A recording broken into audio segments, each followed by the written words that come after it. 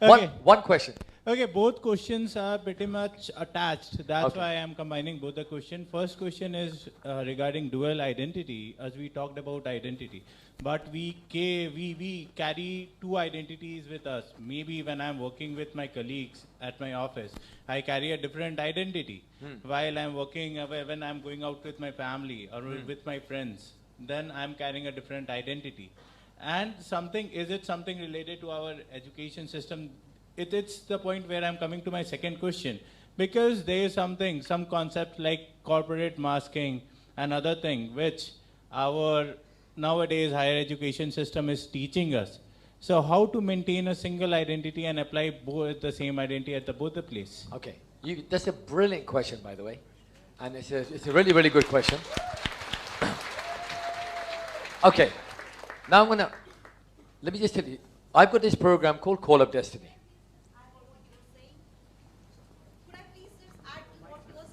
Let me just answer this, and you can add afterwards. I may add it in the question. Actually, my question is related to what he's saying. Okay, go ahead. My name is Pragnya. Hi, guys. Hi. Thank you. Right, what my question is that I am construed as a very fun-loving person, and what I know is that I'm quite a hard-working and a smart-working person.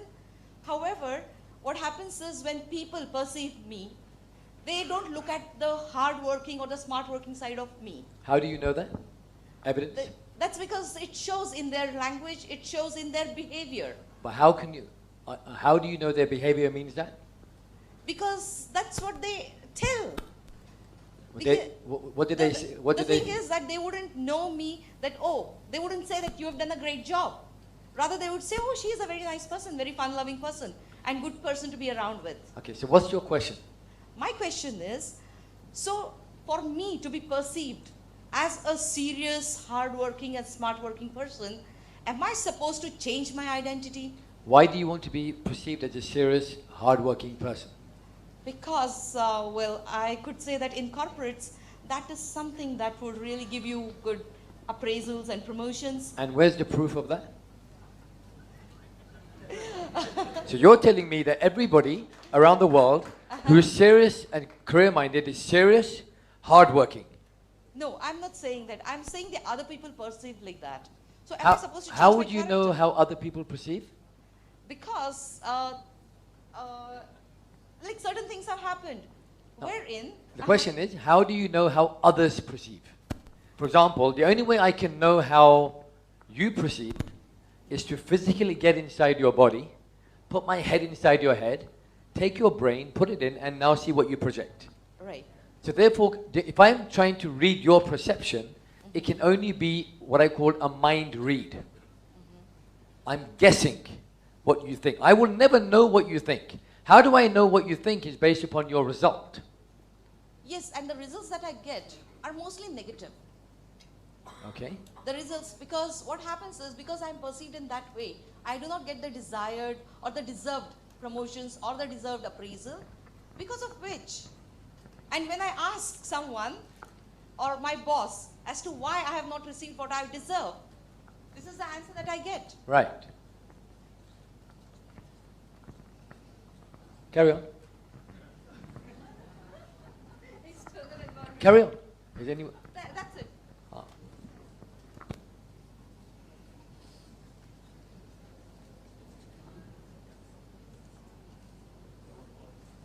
Hello. Can I don't know. I'm still carrying on right now. Yeah.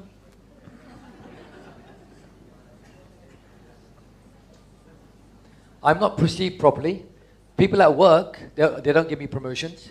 They don't understand what I'm thinking. Because, I try everything better to perceive myself as being really, really good.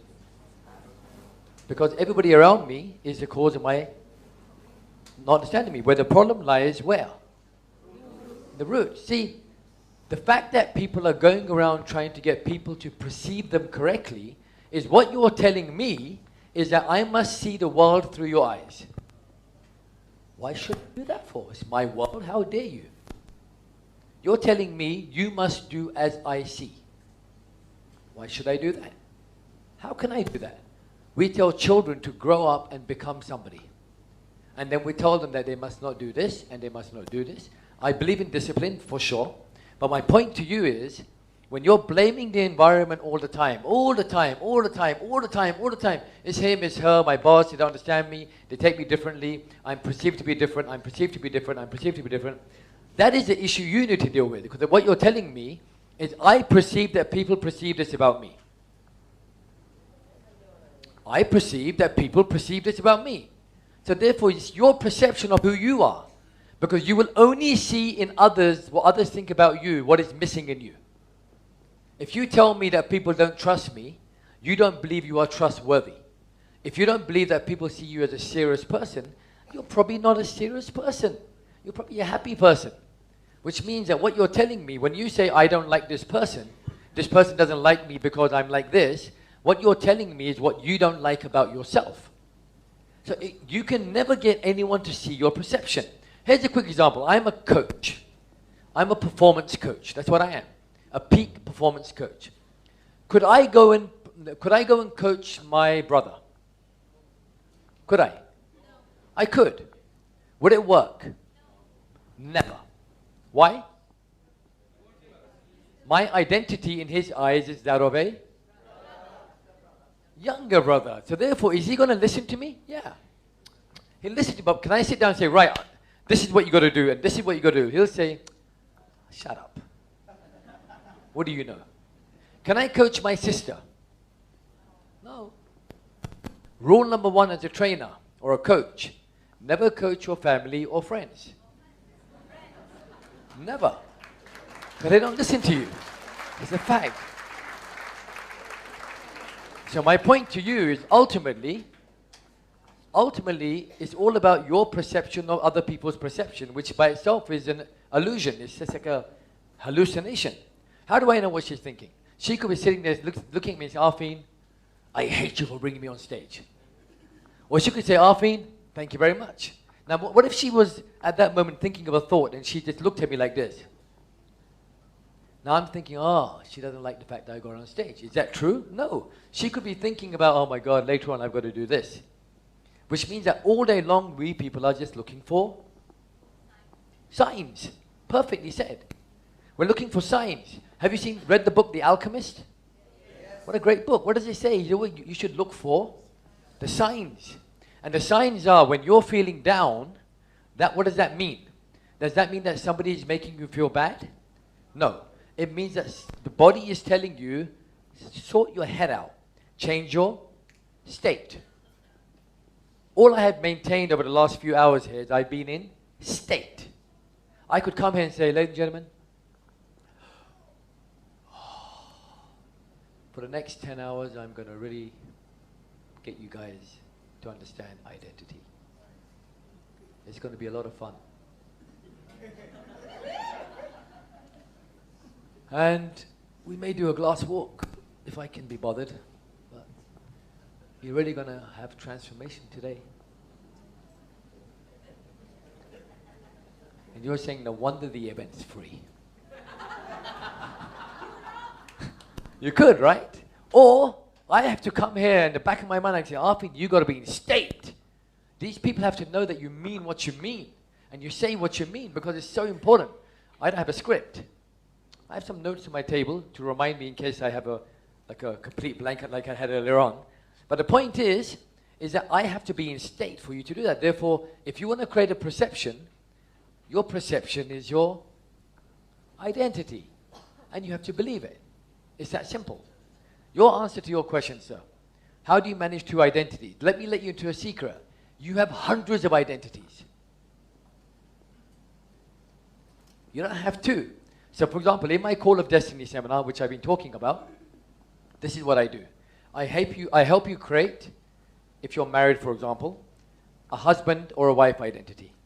I help you create a work identity, a social identity, a money identity, if you're alone identity, a health identity, a social identity, a spiritual identity, of identity as a father, as a son, as a wife, as a mother, as a daughter, as a mother-in-law, as a father-in-law, as a daughter-in-law, a sister-in-law. How many identities do you want? Oh, I've got my best friend identity. I got my second best friend identity. We're going to be different with everybody. But when your identity is wired up in your head, you will look through the world. So when, for example, which example can I give you? Let me give an example of Hrithik, right? Now, Hrithik Roshan, his identity is in Bollywood known as the what? The Greek? Right. Now, what an identity. Colossus. It's like huge. Now, that identity is matched with his and his. The eyes are the secret of any great actor. And he's got the eyes. Now, he's got an identity. Now, do you think Hrithik Roshan is a Greek god to his mother? He's a son. Now, his identity with his mother, would it be different to that with me or you? Yes. This is where your values and beliefs come in. Because once you get your identity clear, your identity is played through your beliefs and values. How many of you think that showing love is the greatest thing in the world? Showing love.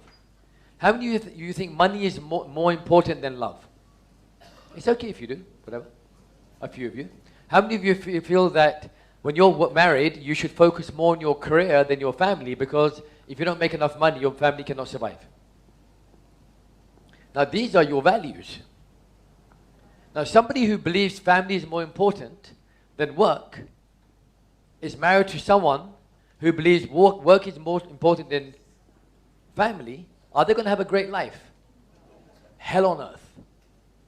Because their values are so different. So your answer to your question is that you have a million identities. But once you know your identity, all these things just fall into place. You behave accordingly to everybody. So if I meet, for example, my wife, where's she gone? She was there. Okay, there she is. When I meet my wife, I have to now put on a husband identity. Now, she may not like my identity. She may love my identity. Let's say, for example, she loves my identity. It's because my values and her values are aligned. If she doesn't like my identity, it could mean that my values and her values are not aligned, or our beliefs are not aligned. But if I have an identity that my whole my job in life is to serve her, let's say that's my job, is to serve her, and for her to feel a certain way that represents love to me initially, then that will automatically filter in my behavior. Which means that if your identity is in place, you will behave in the perfect identity with everybody you ever meet, if you are clear. So the biggest question in the world is, who am I? That's why I've been focusing. Because who you are gives you is a characteristic. I am strong. I am powerful. I'm loving. I'm harmonious. I'm wealthy. I'm famous. In detail. Which gives you a filter to look for, and then you will go with your beliefs and values, and you will create the life of your dreams. Am I angry? Yeah, hell yeah, I can get really angry. Do I complain and moan about life? Hell yeah, I do. Am I always positive? Ask my wife. Not at all. Do I stay negative? Absolutely not. Do I resolve issues? I know I do. Do I live with pain for long periods of time? No chance am I going to allow because one of my values, one of my beliefs is, pain is not gain. Pain is hell, and I don't want pain. So I'm saying to you that when you have multiple identities, if you are clear with your main identity, who am I, the rest of your identities will work through your values. How many of you know your values? How many of you know them in order? How do you know your values are in right order? What if someone has a value that they want an action and adventure in their life, and they're married to somebody who wants security? What? Can you imagine what kind of living nightmare that could be? You have someone that says, you know what? No, I think discipline is very important. And they're married to someone who doesn't give a damn about discipline. Can you imagine that? So the point I'm trying to say to you is that